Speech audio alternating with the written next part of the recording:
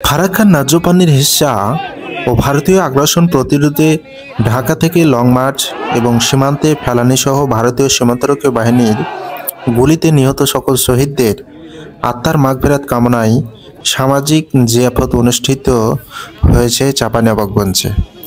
রোববার সকাল থেকে চাঁপাইনবাবগঞ্জের শিখগঞ্জ সরকারি মডেল হাই স্কুলে জিয়াফত উপলক্ষে ভোজের আয়োজন করা হয়। দিনব্যাপী সেখানে নানা আয়োজন করা হয়েছে। এদিকে শনিবার দিবাগত মধ্যরাতে ঢাকার কেন্দ্রীয় শহীদ মিনার থেকে লং মার্চ বের হয়। লং মার্চটি দুপুরে চাঁপাইনবাবগঞ্জের শিখগঞ্জ মডেল সরকারি হাই স্কুলে পৌঁছানোর কথা ছিল।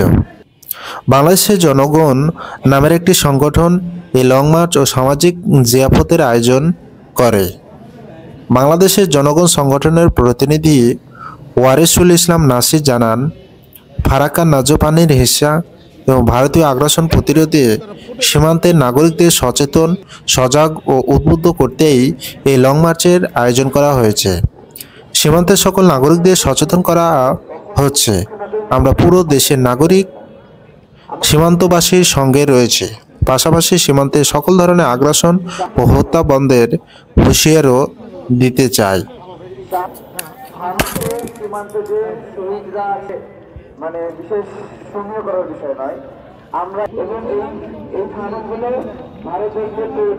তার পাশে শত্রু পরিবেষ্টিত আমরা আছি।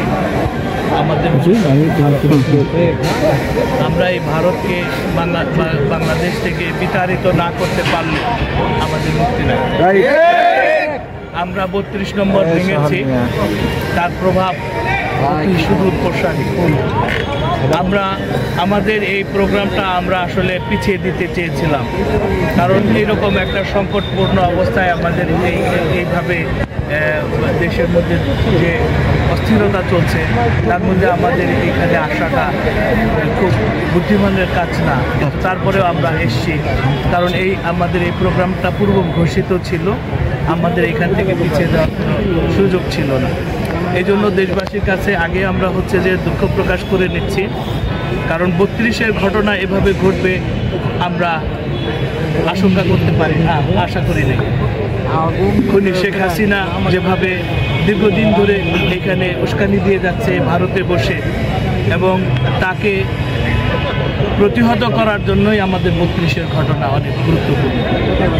আমরা বলে দিতে চাই, ভারত এবং তার দোসররা বাংলাদেশে কোনোভাবেই ঠাঁই পাবে না। আমরা তাদেরকে যে কোনো মূল্যে প্রতিহত করব ইনশাআল্লাহ। আমরা এখানে আসছি ফারাক্কার পানির ন্যায্য হিস্সার দাবিতে, ফেলানি সহ সকল সীমান্তে নিহত শহীদ দের আত্মার মাগফিরাত কামনার জন্য এখানে আমরা জড়ো হয়েছি। আমরা একটু পরে লং মার্চ শুরু করব সীমান্তের উদ্দেশ্যে। আমরা গরু জবাই করে জানিয়ে দিতে চাই, হিন্দুত্ববাদের কবর আমরা এখানে রচনা